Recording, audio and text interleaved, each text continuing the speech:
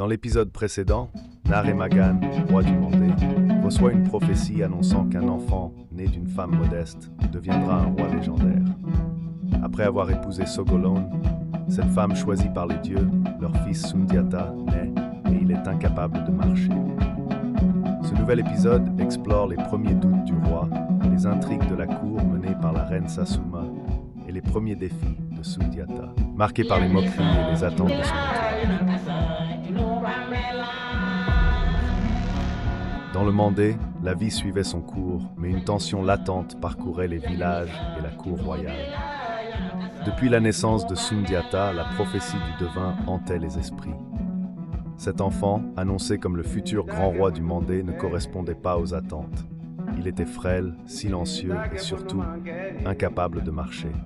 Les murmures et les jugements emplissaient l'air, même parmi les proches du roi. Sundiata passait ses journées sous un grand baobab, symbole de sagesse et de force. Ce baobab était devenu son refuge, un lieu où il pouvait échapper aux regards méprisants et aux moqueries incessantes. Les enfants de la cour s'amusaient non loin de lui, leurs rires insouciants contrastant avec son silence. Sundiata était souvent seul sous le grand baobab qui dominait la cour royale.